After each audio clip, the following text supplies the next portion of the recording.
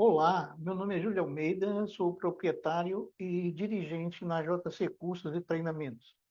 No vídeo de hoje, eu vou estar fazendo uma apresentação sobre as principais mudanças na ISO 14001 na versão 2026. Vou compartilhar a tela com vocês aqui para mostrar aqui o conteúdo que eu desenvolvi para essa apresentação. Muito bem. Então, é, aqui, ISO 14001, 2026, principais mudanças. Inicialmente, vou fazer aqui uma pequena amostra, né, da evolução da norma.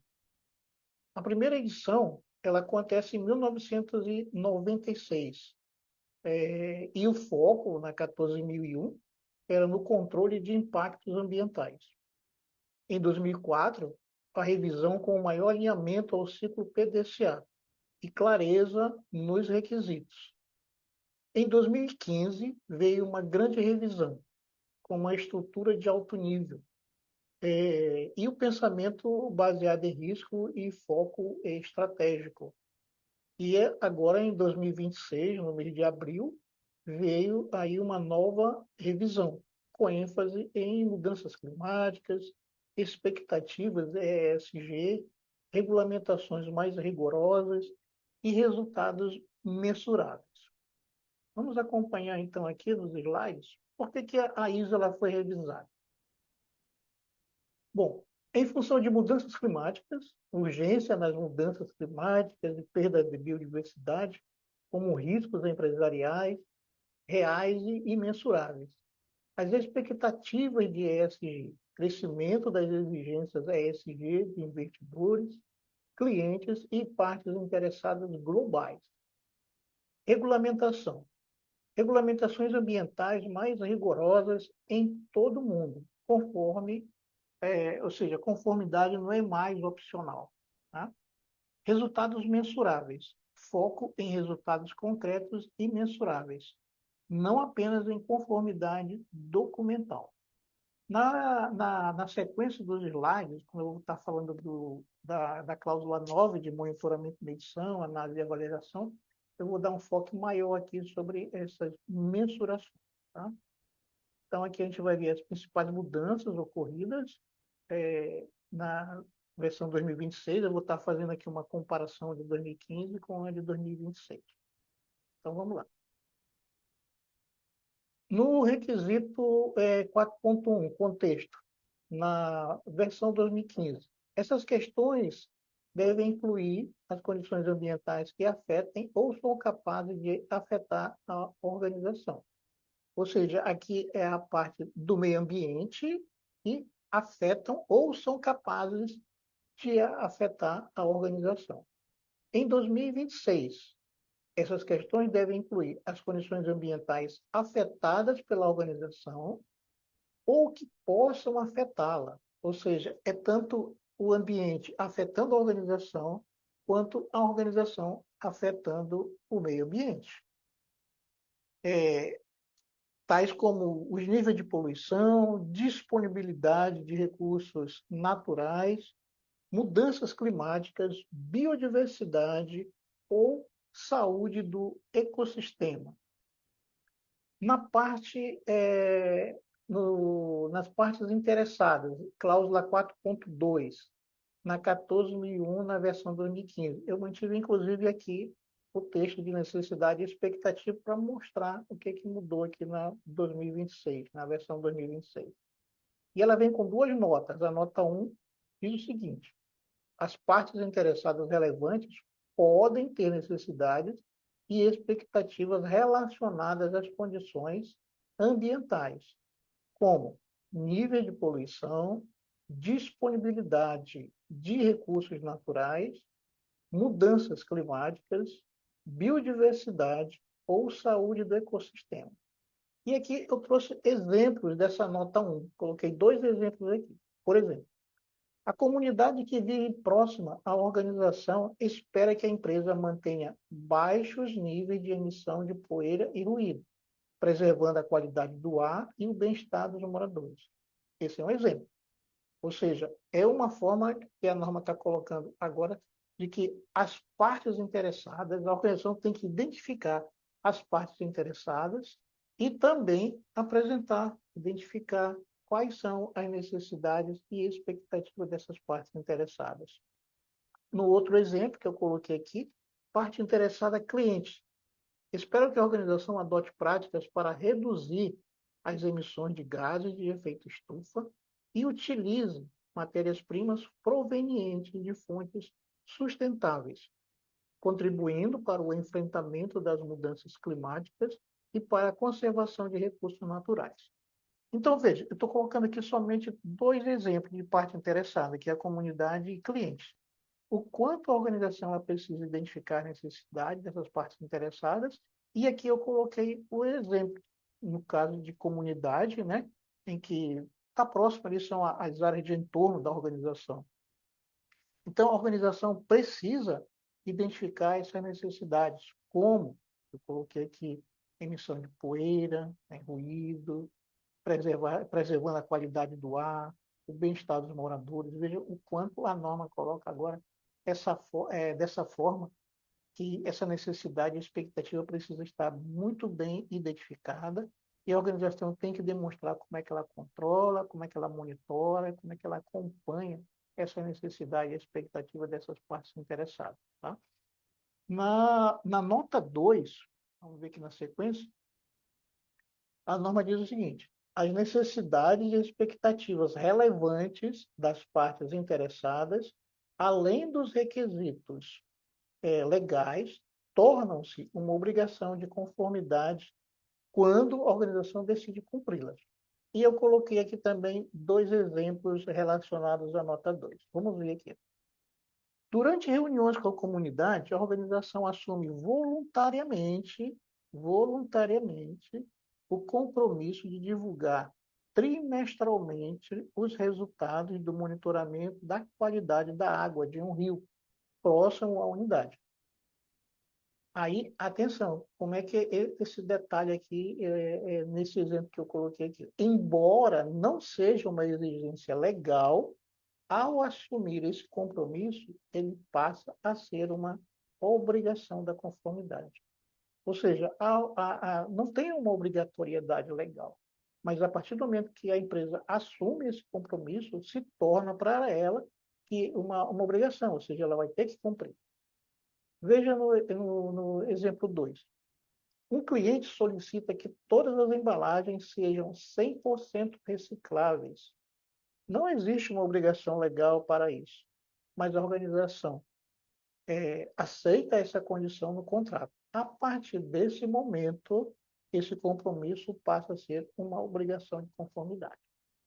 Então, vejam só, pessoal, nessas duas situações, nesses dois exemplos que eu coloquei, só para servir como guia para demais, quando a organização ela fizer a identificação de outras partes interessadas, além do que eu coloquei como cliente e a comunidade do entorno, né?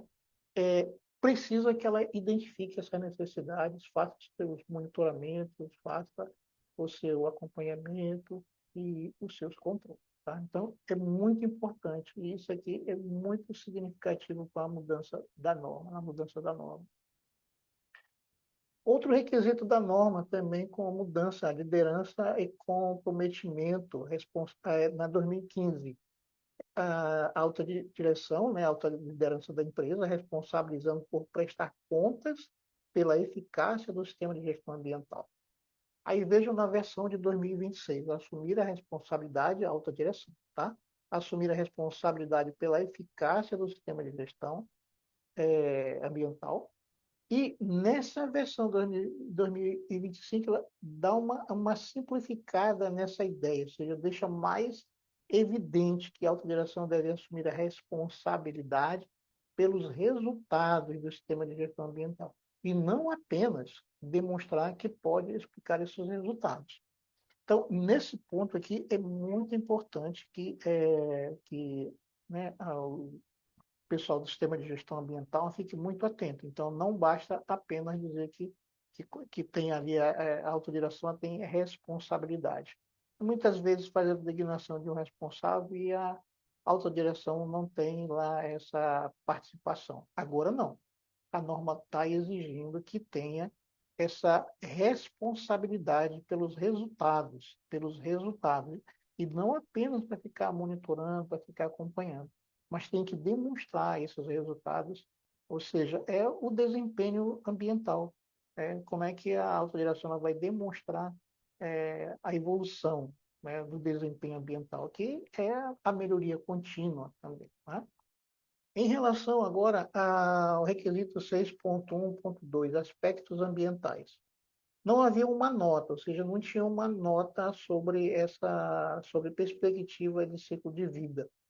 Agora tem uma nota na versão 2026 que diz o seguinte: uma perspectiva de ciclo de vida inclui a consideração dos aspectos e impactos ambientais em cada etapa do ciclo de vida.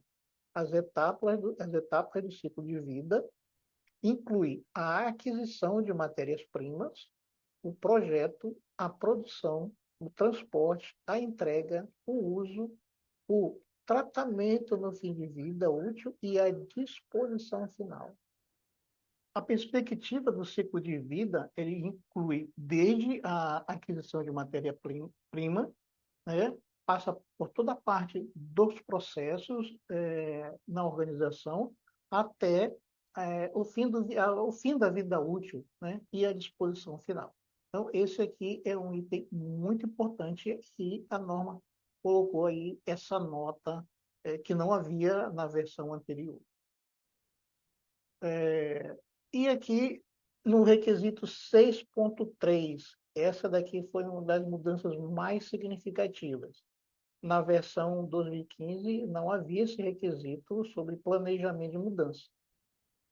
O que, para quem é de SGI, conhece a norma do Sistema de Gestão da Qualidade, a 9001, é um requisito que está lá na 9001, que é o 6.3, né, que é o planejamento de mudança.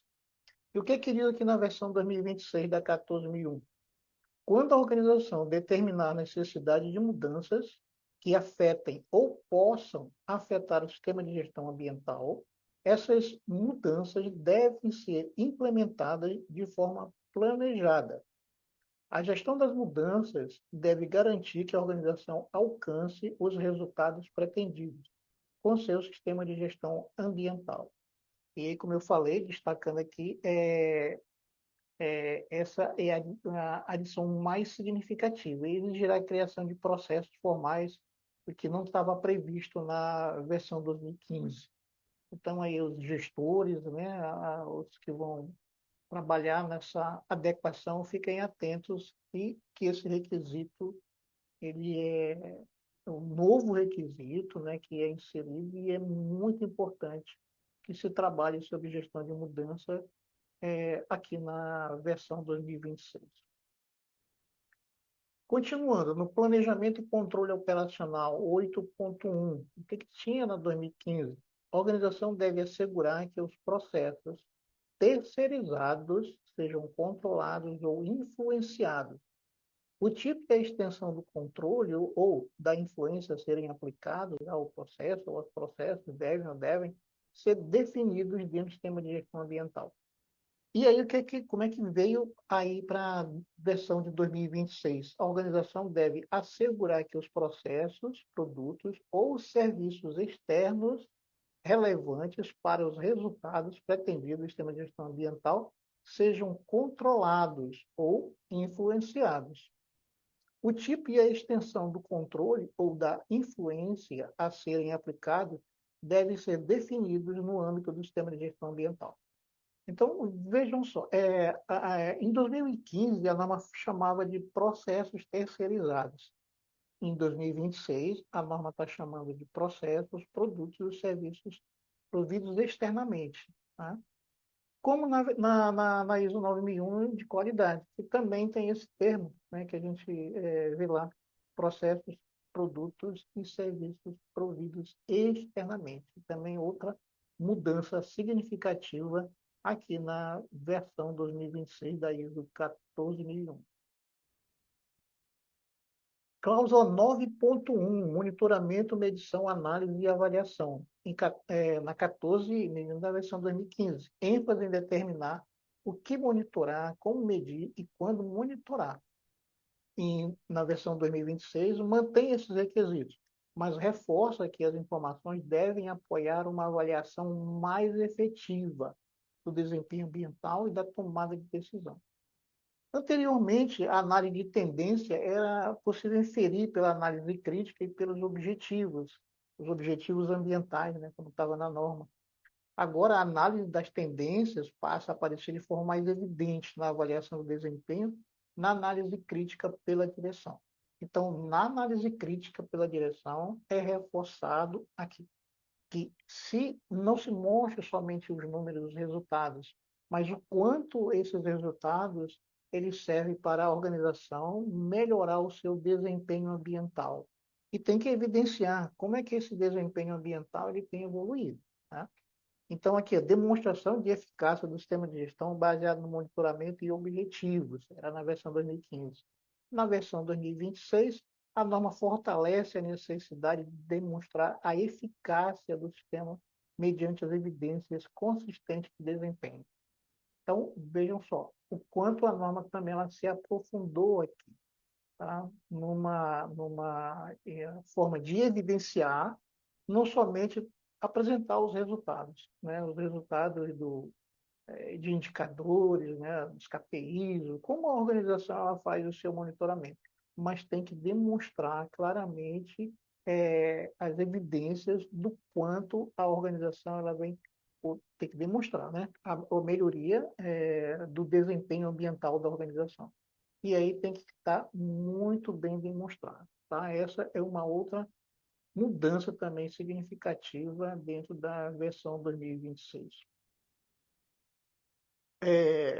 Na cláusula 9.1, a atenção aqui, pessoal, o monitoramento medicional e de avaliação é essa formulação sobre as mudanças, ela foi decorrente, ela não está explícita apenas no 9, na cláusula 9, né? Mas ela é o resultado de todo um entendimento no conjunto da norma, passando pela análise crítica, pela melhoria, auditoria, e considerem também, quando vocês forem fazer essa parte de implementação, fazer uma análise da mudança, o que está no anexo A. Tá? O anexo A é uma forma de ter um melhor entendimento. A norma ela dá uma explicação com mais detalhes no anexo A para os requisitos da norma. Isso vai facilitar e muito o entendimento do gestor. Tá? Então, fica uma dica aí. Não esqueçam de olharem lá o anexo A. A estrutura que era o chamado anexo SL, né, agora chamado uma estrutura harmonizada, ela não mudou. Ela continua compatível com as normas de sistema de gestão, como a 9001, a 14.000, a 45.001. Essa estrutura ela não mudou, ou seja, a cláusula 4, né, de contexto da organização, cláusula 5, liderança e comprometimento, cláusula 6, planejamento, cláusula 7, apoio, suporte, né? A cláusula 8, operação, 9, avaliação de desempenho, 10, melhoria, e reforço mais uma vez aqui também, não esqueçam de olharem sempre lá no anexo A, que ela vem com as orientações para uso. Evidentemente, lógico, a anexo A ela não é auditável, mas ela serve para que o gestor ele tenha um entendimento melhor. A norma dá, lá no anexo A, essas orientações para o uso. Tá? E aqui vem umas dicas de implementação. Inicialmente, pessoal, é muito importante fazer um gap análise, né? Comparando o SGA com os requisitos que era na 2015, da necessidade que tem de fazer as mudanças da 2026. A importância do envolvimento da autodireção nesse processo. Apresente para a autodireção essas mudanças, precisa ter o comprometimento formal para que elas aconteçam de uma forma em que a migração, né, ela aconteça de uma forma que atenda aos requisitos da norma. E sem o apoio da liderança, a transição ela realmente fica difícil de acontecer. Atualize a análise de contexto, inclui explicitamente clima, biodiversidade, poluição, recursos naturais. É, isso é algo novo, então precisa ser muito bem trabalhado. Tá? Revise o levantamento de aspectos e impactos. Veja aqui que foi comentado ainda há pouco sobre a perspectiva do ciclo de vida, do fornecedor até o descarte final do produto ou do serviço, tá bom? Não esqueçam que é tanto do produto quanto do serviço, ok? E implemente a gestão de mudança, que é algo novo. Né? Crie procedimento formal para avaliar impactos ambientais antes de implementar mudanças, né? Como está na cláusula 6.3. Na parte 2,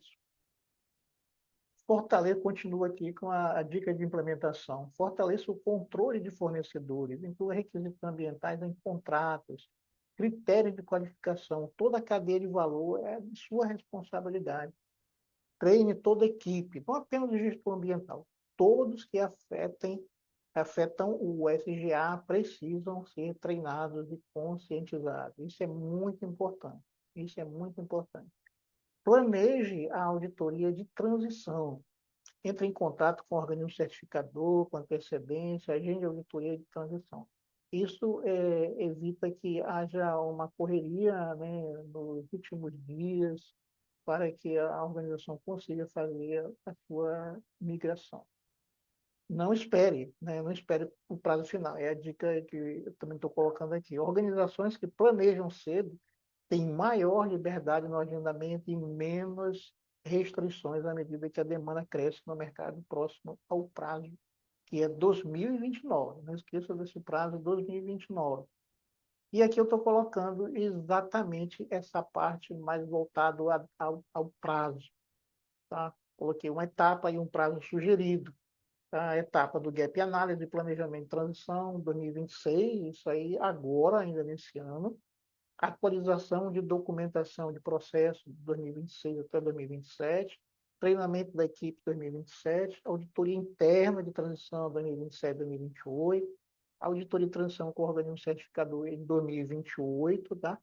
Que é a conclusão do prazo, o prazo final é abril de 2029.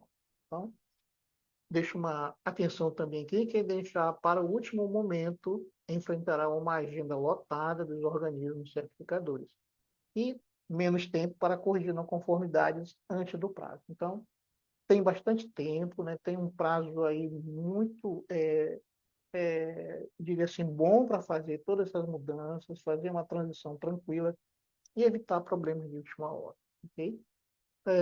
A JC Curso e Treinamentos tem um treinamento que eu ministro, um treinamento online sobre leitura e interpretação da versão 2026 da 14.001.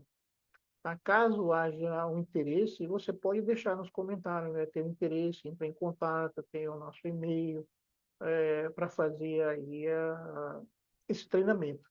Podemos fazer também treinamentos em company, turmas fechadas. Fiquem à vontade, tá bom? Para fazer aí também as solicitações na medida que a gente puder atender. Eu sou auditor de terceira parte, né? Já tenho experiência em auditoria da 14.001 e aí agora é um desafio para todos nós, né? Essas mudanças, tá? Mas, mais uma vez, repito, fique atenção, tenham atenção ao prazo, tem bastante tempo para fazer programado, um tempo bem programado é a mudança, tá bom?